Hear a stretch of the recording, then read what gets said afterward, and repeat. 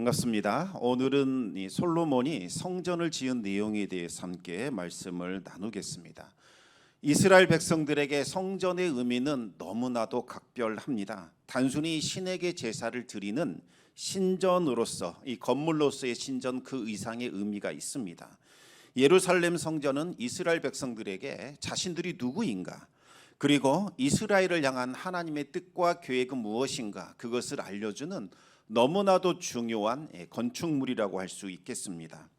1절을 보시면 예루살렘 성전에 대한 매우 중요한 내용 하나가 나옵니다. 우리 함께 오늘 본문 1절 말씀을 같이 한번 읽어보겠습니다.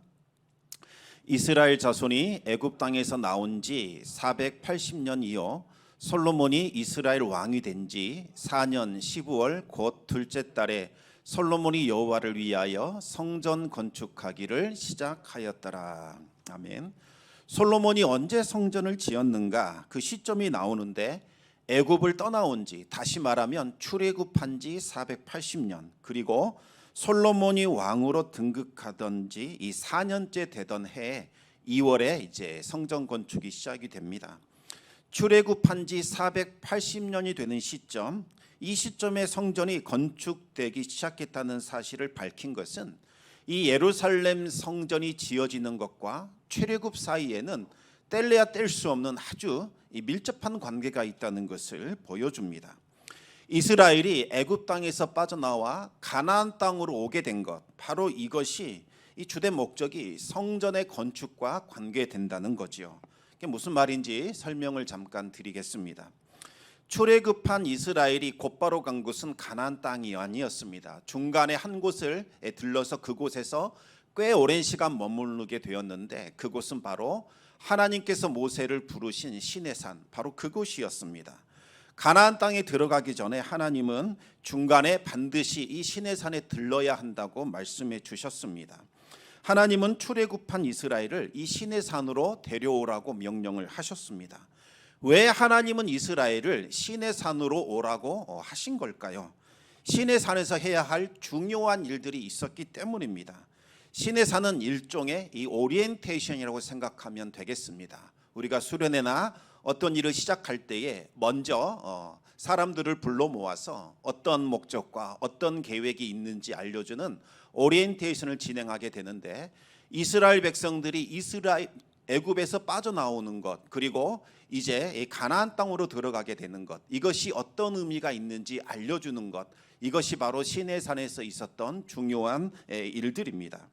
하나님은 시내산에 모인 이스라엘 백성들에게 왜 너희를 내가 애굽에서 불러내었는가, 내가 왜 너희들을 가나안 땅으로 들어가게 하는가, 그 이유에 대해서 말씀해 주셨습니다.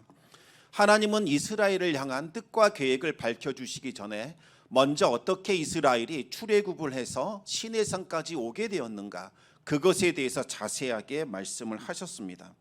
하나님께서 모세를 이스라엘 백성들에게 보내셨을 때에 이스라엘 백성들은 애굽의 왕 바로의 이 학대와 정말 많은 핍박을 받아 신음하며 죽어가고 있었습니다. 그들은 소리 높여 하늘을 쳐다보며 제발 우리를 구원해 달라 그렇게 부르짖었습니다. 그들의 부르짖음을 들으신 하나님께서 모세를 보내어 그들을 출애굽하게 하신 거지요. 바로가 하나님의 명령을 거역하자 하나님은 10가지 재앙으로 애굽을 벌하셨습니다. 바로는 하나님을 대적할 수 없다는 사실을 깨닫게 되고 이스라엘을 보내주게 됩니다. 그런데 이스라엘이 빠져나가자마자 바로는 뒤늦게 후회하고 애굽의 정예 부대를 이끌고 다시 이스라엘을 추격하게 됩니다. 하나님은 바로와 그의 군대들을 홍해에 빠져 죽게 하시고 이스라엘을 구원해 내셨습니다. 그뿐만이 아니었지요. 하나님은 이 광야의 혹독한 환경 속에서 죽을 수밖에 없는 이스라엘을 낮에는 구름 기둥으로 밤에는 불 기둥으로 보호하시고 그들을 인도하셨습니다. 또 아침이 되면 만나를 내려주셨고 저녁에는 메추라기로 이스라엘을 먹이셨습니다. 또 반석에서 나오는 물로 그들을 마시게 하셨습니다. 또 이스라엘을 공격하는 광야의 늑대 이 아말렉 족속들을 물리쳐 주셨고 이스라엘이 승리를 거두게 하셨습니다. 마치 어미 독수리가 새끼를 업고 날아오르듯이 하나님은 독수리 날개로 이스라엘을 업고 시내산으로 인도해 오셨습니다. 독수리 날개로 업으셨다는 말은 하나님의 강한 힘과 능력으로 소중한 보물을 조심스럽게 다루듯이 그렇게 이스라엘을 인도해 오셨다는 의미입니다. 하나님은 이제 이스라엘을 향하여 내가 너희들을 구체적으로 어떤 민족을 만들 것인지 알려주겠다 말씀하셨습니다. 첫 번째로 하나님은 이스라엘을 특별한 소유가 되게 하기를 원하셨습니다. 여러 차례 말씀드렸지만 이 특별한 소유라는 단어는 히브리어로 세귤라라고 부르지요. 세귤라라는 것은 왕이 감춰둔 정말 진귀하고 보배로운 보석을 가리킵니다. 세상에서 단 하나밖에 없는, 그래서 절대로 살 수도 없고 절대로 팔 수도 없는 가장 소중한 보물을 세굴라라고 부릅니다. 하나님께서 애굽의 노예로 살던 비참한 이스라엘 백성들을 하나님의 단 하나밖에 없는 소중한 보물 세굴라로 여기기를 원하신다는 거지요. 두 번째로 하나님은 이스라엘을 제사장 나라로 삼기를 원하셨습니다. 제사장이 하는 일은 하나님과 다른 백성들을 중보해주고 중재하는 역할을 하게 됩니다. 제사장 나라가 된다는 것은 이스라엘이 하나님과 이방 나라를 서로 중재하는 나라가 된다는 의미입니다. 원래 이방 나라는 진노를 받아 멸망할 수밖에 없는 그와 같은 처지였습니다. 그런데 하나님께서 이스라엘을 중보자로 삼으셔서 그들을 구원하실 계획을 세우신 겁니다. 세 번째로 하나님은 이스라엘을 거룩한 백성 되기를 원하셨습니다. 거룩한 백성이 된다는 것은 한마디로 모델하우스처럼 만들겠다는 거지요. 모델하우스는 앞으로 지어질 집이 어떠한 모습인지를 보여주는, 전시하는 그와 같은 공간이라고 생각하시면 되겠습니다. 이제 이스라엘은 하나님을 섬기는 민족은 어떤 복을 받게 되는지, 어떤 구원을 경험하게 되는지, 어떤 축복을 누리게 되는지 이것을 보여주는 역할을 하게 됩니다. 이제 이 이스라엘의 모습을 보고서 다른 이방 나라들이 우리도 하나님을 믿겠다, 저들을 통해 드러난 하나님의 영광에 우리도 참여하겠다, 그와 같은 마음을 먹게 될 겁니다. 이것이 이스라엘을 향한 하나님의 뜻과 비전이었습니다. 하나님은 이스라엘을 한마디로 파트너로 삼으셔서 온 세상을 구원할 위대한 구원 계획을 이루어 나갈 계획이셨습니다. 이것을 위해서 이스라엘을 애굽에서 불러내셨고 약속의 땅 가나안에 들어가게 하신 겁니다. 하나님은 이제 이스라엘에게 묻습니다. 내가 너희를 향해 이와 같은 뜻과 계획을 갖고 있는데 너희들은 그와 같은 계획에 동참하기를 원하느냐 아니면 거절하겠느냐 물으신 겁니다. 만약 이스라엘이 좋습니다, 하나님의 뜻과 계획에 우리가 참여하기를 원합니다, 그렇게 받아들인다면 그들은 하나님의 백성이 되어 가나안 땅에 들어가게 될 겁니다. 그러나 그들이 싫습니다, 우리는 그와 같은 삶을 원하지 않습니다, 그렇게 반응한다면 그들은 가나안 땅에 들어갈 수 없는 거죠. 사실 이스라엘이 하나님의 파트너가 되어야 할 이유는 하나도 없었습니다. 하나님께서 이스라엘을 구원의 파트너로 삼아 주신 것은 이스라엘에게 특별한 자격이나 공로나 그들이 어떠한 재능을 갖고 있었기 때문이 아닙니다. 오래전 하나님께서 아브라함과 맺으셨던 그 언약, 그것 때문이죠. 아브라함의 후손을 내가 선택하여 그와 같은 일을 이루시겠다, 그 약속을 지키고자 이스라엘을 찾아오신 겁니다. 만약 이스라엘이 그와 같은 파트너 되기를 원하지 않는다면 하나님은 다른 누군가를 선택하셔서 구원 계획을 이루어 나가실 겁니다. 하나님의 뜻과 계획을 들은 이스라엘은 너무나 좋아했습니다. 그렇게 되기를 원합니다. 그렇게 응답했습니다. 하나님의 구원 계획을 이루어 나갈 파트너가 되겠다고 그들이 응답을 한 겁니다. 하나님은 모세를 통해서 이스라엘 백성들과 이제 언약을 맺게 되지요. 이것을 시내산 언약이라고 부르는 겁니다. 이제 하나님은 이스라엘의 특별한 보호자가 될 것이고 이스라엘의 특별한 구원자가 될 것이다, 하나님께서 그렇게 약속하셨습니다. 이제 이스라엘은 하나님의 보호를 받는 백성이 될 것이요, 하나님만을 섬기는, 하나님을 예배하는 예배자가 되겠다, 이렇게 서로 언약을 맺었습니다. 하나님의 특별한 소유가 되고 제사장 나라가 되며 거룩한 백성이 되겠다고 그렇게 서약을 한 겁니다. 이제 하나님은 이스라엘이 나의 특별한 소유, 거룩한 백성이 되었다는 증표로 그들에게 주신 것이 있는데 그것이 바로 하나님의 법, 바로 율법, 이 십계명입니다. 이 하나님의 법, 율법은 하나님의 법이지요. 모든 사람이 따라야 할 법이 아니라 하나님의 백성이 된 자들에게 주어진 특권입니다. 이제 하나님의 백성이 되면 더 이상 세상의 법을 따르지 않고 하나님의 법을 따라 살아가게 됩니다. 율법을 지키면 구원을 받고 하나님의 백성이 되는 것이 아니라 하나님의 백성이 되었기 때문에 너희는 이제 하나님의 통치를 받으라, 하나님의 뜻대로 살아라 하는 의미에서 그들에게 율법을 주신 겁니다. 하나님의 법과 세상의 법은 어떤 차이가 있을까요? 한마디로 표현하면 바로 사랑입니다. 하나님의 법은 하나님을 사랑하고 이웃을 사랑하라, 이것이 하나님이 주신 법의 내용입니다. 하나님을 사랑하는 사람은 다른 우상을 섬기지 않고 우상 숭배에 가담하지 않습니다. 하나님의 이름을 함부로 망령되이 부르지 않고 하나님이 지키라고 주신 안식일을 기억하며 거룩하게 지킵니다. 또 하나님을 사랑하는 사람은 마땅히 하나님이 창조하신 이웃들을 사랑하게 되어 있습니다. 가장 먼저 자기 자신을 낳아준 부모님을 공경합니다. 또 이웃을 사랑하는 자는 살인하지 않고 간음하지 않고 도둑질하지 않고 거짓말하지 않고 이웃의 것을 탐하지 않습니다. 이것이 바로 하나님이 주신 율법입니다. 바로 이 사랑의 내용인 거지요. 그런데 살다 보면 우리 인간의 연약함, 교만함 때문에 사랑을 베푸는 것이 아니라 죄를 짓게 됩니다. 여러분, 죄의 본질은 무엇일까요? 그것은 사랑하지 않는 것, 사랑을 차단시켜 버리는 것, 나의 유익을 위하여 마땅히 베풀어야 할 사랑을 거두어가는 것, 이것을 죄라고 부르는 겁니다. 그러면 하나님의 백성이 죄를 저지르게 되면 어떻게 되는 걸까요? 곧장 구원을 잃어버리고 하나님의 백성에게서 제외되는 걸까요? 물론 그와 같은 효력을 가진 큰 죄도 있습니다. 그러나 죄를 지었다고 해서 하나님은 곧바로 그 사람을 내치지는 않습니다. 죄와 사망의 권세에서 벗어날 수 있는 방법, 피할 길을 하나님께서 알려주셨습니다. 그것이 바로 하나님이 주신 희생제사입니다. 희생제사는 희생제물의 그 피와 생명으로 나의 죄를 씻어내는 것, 그것을 말하는 거지요. 희생제물은 한마디로 우리가 알고 있는 이 정수기의 필터에 해당이 됩니다. 온갖 더러운 것을 다 제거하지요. 필터를 거친 물은 깨끗해서 마실 수 있듯이 희생제사를 통해서 우리의 모든 죄와 더러운 것은 걸러지고 다시 정결한 모습으로 하나님 앞에 설 수 있게 되는 겁니다.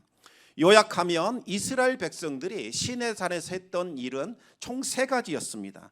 첫 번째로 우리는 하나님의 언약 백성이 되겠습니다. 하나님과 언약을 맺었습니다. 그리고 그 증표로 하나님의 법인 율법 10계명을 받았습니다. 그리고 죄를 씻어내는 희생제사를 드릴 수 있는 성소를 이제 만들게 됩니다. 성막이 완성이 되자 이스라엘은 마침내 약속의 땅 가나안을 향하여 떠나가게 됩니다. 우여곡절 끝에 이스라엘은 가나안 땅에 들어가게 되지요. 이제 이스라엘이 해야 할 일은 하나님의 언약 백성으로 살아가면 되는 겁니다. 그러면 이스라엘은 온 땅 위에 높아질 것이요, 그들을 통하여 온 세상에 하나님의 구원과 하나님의 능력과 하나님의 영광이 나타나게 될 겁니다. 하지만 이스라엘은 가나안 땅에 들어가자마자 하나님을 버렸습니다. 하나님의 법을 멀리하고 세상의 법을 따랐습니다. 세상의 법의 본질은 나를 사랑하는 거지요. 나의 정욕, 나의 쾌락, 나의 이기심, 그리고 내 안에 가득한 죄악된 본성을 따라 사는 것, 이것이 바로 핵심입니다. 이스라엘은 자기 안에 있는 죄악된 본성과 이기심과 탐욕을 사랑하여 하나님의 법을 멀리하게 됩니다. 이스라엘은 하나님 외에 자기 자신을 기쁘게 해줄 음란한 우상들을 섬기기 시작합니다. 그리고 그 우상을 만들어 숭배를 하지요. 또한 하나님의 이름을 망령되게 했습니다. 그들은 부모를 거역했고 부모를 욕되게 했습니다. 그리고 자신의 탐욕을 위하여 살인했고 간음했고 도둑질했고 거짓말했고 이웃을 탐했습니다. 하나님의 뜻을 무시하고 자신의 소견에 오른 대로 그렇게 행하게 됩니다. 그들은 하나님이 주신 이 제사도 업신여겼습니다. 희생제물로 피로 내가 죄를 씻었으니 이제부터는 마음대로 죄를 저질러도 된다. 또 죄 지으면 또 하나님 성전에 가서 희생제물 드리고 죄 씻어내면 된다. 마치 이 희생제물을 죄를 저지를 수 있는 특권이나 죄로부터 자유하는 면죄부를 얻은 것처럼 생각을 했습니다. 아주 좋고 기름진 이 희생제물만 바치면 모든 죄를 다 용서받을 수 있을 뿐만 아니라 더 큰 축복도 받는다고 그들은 생각을 했던 겁니다. 제사장들 역시 그들과 한통속이 되어버렸습니다. 헛된 제사를 부추기면서 그것을 통해서 명예와 부와 권세를 얻게 된 겁니다. 하나님은 이 제사가 멸시받는 것을 도저히 견딜 수 없었습니다. 그러나 오랫동안 참고 또 참고 기다려 주셨습니다. 그러나 그들은 이 하나님의 오래 참아주심마저 멸시하게 됩니다. 하나님은 더 이상 이스라엘이 드리는 이 제사를 받으실 수가 없었습니다. 하나님은 하나님을 멸시하는 제사를 드릴 수 없도록 아예 성소를 닫아버리셨습니다. 먼저 하나님을 멸시하는 제사장 엘리 가문을 멸하셨고 하나님의 언약궤를 블레셋에게 넘겨주게 됩니다. 그리고 블레셋이 이스라엘 그 내부까지 쳐들어와서 하나님의 성소를 파괴하도록 방치시키셨습니다. 이로써 이스라엘의 제사는 끝이 나버렸고 이스라엘의 예배는 완전히 무너지게 됩니다. 블레셋이 하나님의 언약궤를 감당할 수 없어서 다시 이스라엘로 돌려보내기는 했지만 언약궤는 이스라엘의 변두리 산간 지방의 아비나답의 집에 오랫동안 머무르게 됩니다. 이제 한참 시간이 흐른 후에 하나님은 이스라엘을 다시 회복시키기를 원하셨습니다. 이스라엘이 다시 하나님께로 돌아와서 처음 받았던 사명, 바로 하나님의 구원 계획을 이루는 언약의 파트너가 되기를 하나님께서 원하셨던 거지요. 하나님은 그 일을 이루시기 위하여 하나님의 마음에 합한 사람, 바로 다윗을 왕으로 세우셨습니다. 다윗은 하나님의 성전이 이스라엘의 항복한 그 땅 중심에 세워지기를 원했고 이제는 무너진 예배가 다시 회복되기를 원했습니다. 그런데 다윗이 받은 사명은 주변 나라를 정복하여 이스라엘의 평화를 가져오는 것이기에 성전을 건축할 수는 없었습니다. 하나님은 다윗에게 아들을 주어 그 아들이 성전을 지을 수 있도록 허락하셨습니다. 그리고 다윗은 자신의 아들 솔로몬이 성전을 지을 수 있도록 모든 준비를 다 마치게 됩니다. 솔로몬은 이제 왕으로 등극한 지 4년째 되던 해 그달 2월 2일에 마침내 이스라엘의 한복판 그 중심부 예루살렘에 성전 건축을 시작하게 됩니다. 마침내 출애굽 이후로 480년이나 지체되었던 하나님의 성전이 이스라엘 중심부에 세워지게 된 겁니다. 이제 솔로몬의 성전 건축으로 인하여 출애굽이 완성이 되는 거지요. 예루살렘 성전을 짓는 것은 어떤 의미가 있는가? 하나님께서 이스라엘 땅에다가 도장을 찍는 것이나 마찬가지입니다.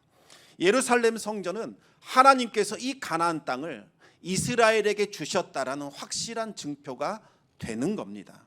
또한 이 가나안 땅 한복판에 성전을 건축한다는 것은 이제 이스라엘은 하나님의 백성으로 살아가겠다는 다짐을 의미하는 거지요. 그동안 이스라엘은 하나님을 떠나 자신의 소견에 오른 대로 그렇게 살아왔습니다. 그러나 이제는 과거의 삶을 다 청산하고 삶의 중심에 하나님을 모시며 예배자로 살겠다고 다짐하는 겁니다. 이로써 마침내 예배가 다시 시작이 되었고 예배자의 삶이 이제부터 시작이 된 겁니다. 예루살렘은 이 가나안 땅의 한복판이라는 점에서도 중요하지만 또 다른 중요한 의미가 있습니다. 이 예루살렘은 원래는 오르난의 타작 마당이었습니다. 그곳에서 어떠한 일이 있었습니까? 다윗이 말년에 교만함에 빠져서 이스라엘의 숫자를 계수했을 때에 하나님께서 다윗과 이스라엘 향하여 징계를 내리셨습니다. 다윗은 전염병으로 이스라엘 백성 7만 명이 죽어나가는 것을 보고서 깊은 후회와 함께 하나님께 회개의 기도를 올려드리게 됩니다.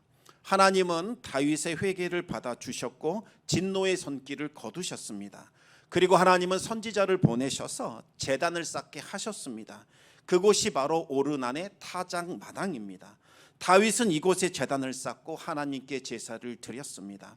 하나님은 그 제사를 기쁘게 받아주셨고 하늘로부터 불을 내려 희생 제물을 태워주셨습니다. 하나님은 이스라엘과 다윗의 모든 죄악을 다 제거해 주셨고 그들과 다시 화목한 관계를 맺어 주셨습니다. 다윗은 말합니다. 이곳이 하나님의 전이다. 그리고 이곳이 하나님의 번제단이다. 그렇게 고백을 하게 됩니다. 성전은 단순한 건물도 아니요 성도들이 모이는 모임 장소도 아닙니다. 자기 백성들을 버리지 않고 그들 중에 거하시는 하나님, 그들을 통치하시는 하나님이 거하시는 하나님의 전입니다. 이제 예루살렘 이스라엘 한복판에 성전이 지어짐으로써 이스라엘 백성들은 그들과 함께 하시는 하나님 임마누엘의 하나님을 경험하게 됩니다. 이제부터 하나님께 나아가는 자들은 다윗과 같이 통회하는 마음, 상한 심령을 가져야 합니다. 또한 예루살렘은 어떤 곳입니까? 아브라함이 독자 이삭을 하나님께 바쳤던 바로 그 모리아산, 그곳이 바로 예루살렘입니다. 번제는 온전한 헌신을 의미하는 거지요. 하나님께 나아가는 사람들은 아브라함 같이 이제 하나님 앞에 온전한 헌신을 드려야 한다는 것을 보여주는 겁니다. 그런데 여기서 또 주의해야 할 점이 하나 있습니다. 성전 제사를 드리기만 하면 모든 죄를 다 용서받았으니 이제부터 마음대로 죄짓고 쾌락 가운데 살자, 그렇게 하면 안 된다는 거죠. 죄를 지을 수 있는 특권이나 면죄부를 받은 것이 아닙니다. 그런데 많은 사람들이 이 기독교가 말하는, 복음이 말하는 죄 용서, 죄 사함에 대한 오해를 합니다. 아무리 죄를 많이 지을지라도 그냥 십자가 보혈 앞에 나가기만 하면 다 용서받는다, 이렇게 생각을 합니다. 그래서 다른 사람들이 착각합니다. 기독교인들은 죄 짓는 것에 대해서 아무 거리낌이 없구나. 이 교회는 죄 용서와 죄 사함을 남발하는 곳이라고 그렇게 생각을 하는 겁니다. 그래서 기독교인들은 참 뻔뻔하다, 죄를 짓고서도 그들은 구원받는다 주장한다, 그렇게 파렴치한 사람들이다, 그렇게 말을 하는 거지요. 과연 그럴까요? 그렇지 않습니다. 복음은 어떤 경우에도 이와 같이 값싼 은혜를 남발하지 않습니다. 값싼 은혜를 남발하는 것은 이단이요 사이비입니다. 값싼 은혜를 주장하는 사람들은 거짓 교사들입니다. 만약 하나님의 은혜를 값싼 은혜로만 생각한다면 빨리 회개하고 주님께로 돌아와야 합니다. 물론 하나님의 용서와 죄사함은 값없이 주시는 하나님 은혜의 선물입니다. 믿는 자에게 주시는 하나님의 선물이죠. 그런데 그것을 거저받았다고 해서 값싼 은혜다, 그렇게 생각하면 안 됩니다. 하나님은 그 은혜를 베푸시기 위하여 너무나도 큰 희생을 치르셨습니다. 독생자 예수 그리스도를 십자가에 내어 주셨습니다. 우리를 구원하기 위하여 그분의 아들을 희생시킨 겁니다. 그 무엇으로도 하나님의 은혜를 우리는 갚을 수 없는 겁니다. 만약 여러분이 하나님의 죄사함과 죄 용서를 받고자 원하신다면 먼저 다윗과 같이 철저한 회개와 통회하는 심령을 가져야 합니다. 회개했다 이 말하면서 상한 심령도 없고 통회하는 마음도 없다면 그것은 가짜 회개입니다. 그것은 십자가에 달리신 예수 그리스도의 희생을 모욕하는 죄악이지요. 또 회개를 원한다면 아브라함과 같은 철저한 헌신이 반드시 수반되어야 합니다. 하나님, 제가 잘못했습니다. 이제는 그렇게 살지 않겠습니다. 하나님 앞에 철저히 헌신하겠습니다. 그와 같은 고백이 있어야 한다는 겁니다. 하나님을 향한 헌신은 하나도 없고 삶의 변화가 전혀 없는 회개는 입술로만 하는 회개요, 이것은 거짓된 고백일 뿐입니다. 예수님을 십자가에 내어주신 하나님의 사랑을 멸시하는 죄악 중에 죄악입니다. 하나님께서 왜 우리에게 희생제사를 주셨을까요? 그 이유는 죄를 버리고 하나님께로 돌아오라는 겁니다. 사랑을 회복하라는 겁니다. 더 이상 탐심과 이기심과 교만함에 사로잡히지 말고 하나님의 백성답게 사랑을 실천하며 살아가라는 거지요. 하나님을 사랑하고 이웃을 사랑하는 성도로 살아가라고 하나님께서 우리에게 희생제사를 주신 겁니다. 그런데 거룩하게 살려는 노력은 전혀 없고 죄악을 저지르면서 습관적으로 그렇게 하나님의 은혜와 하나님의 죄사함을 구한다면 하나님께서 그것을 기쁘게 받아 주시겠습니까?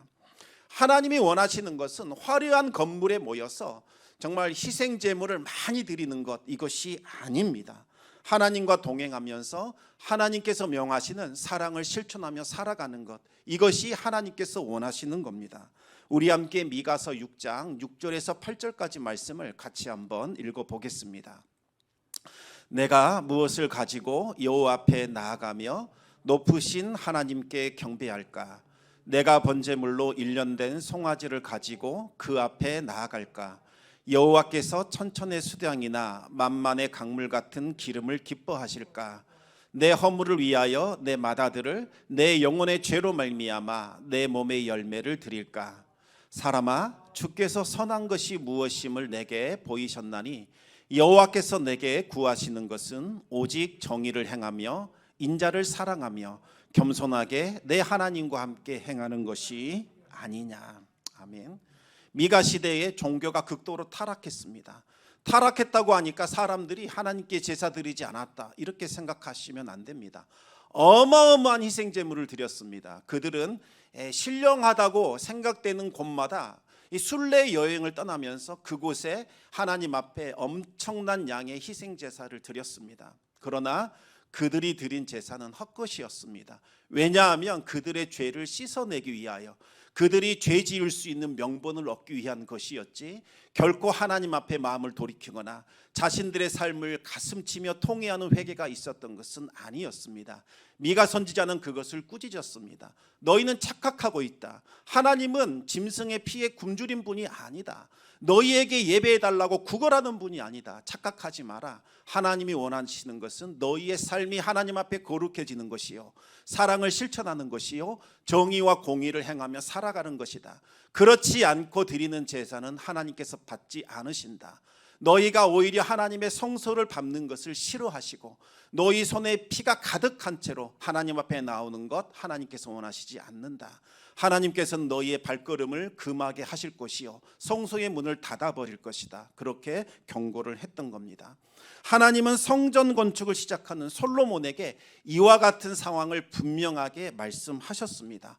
오늘 본문 11절부터 13절까지 말씀을 우리 같이 한번 읽어보겠습니다. 여호와의 말씀이 솔로몬에게 임하여 이르시되, 내가 지금 이 성전을 건축하니 내가 만일 내 법도를 따르며 내 율례를 행하며 내 모든 계명을 지켜 그대로 행하면 내가 내 아버지 다윗에게 한 말을 내게 확실히 이룰 것이요, 내가 또한 이스라엘 자손 가운데 거하며 내 백성 이스라엘을 버리지 아니하리라 하셨더라. 아멘. 성도 여러분, 하나님은 예배에 굶주린 분이 아니십니다. 그냥 우리가 예배만 딱 드려주면 하나님 기뻐하실 것이라고 생각하시면 안 됩니다. 하나님이 원하시는 진정한 예배는 성도들이 각자의 삶 속에서 거룩한 산 제물로 드리는 바로 그 예배입니다. 영과 진리로 드리는 예배를 기뻐하지, 죄짓고 나서 희생제물 죽여 그 피와 기름을 드리는 죽은 제사를 하나님이 어찌 기뻐하겠습니까? 하나님은 우리와 동행하기를 원하십니다. 하나님을 사랑하고 이웃을 사랑하며 살기를 원하십니다.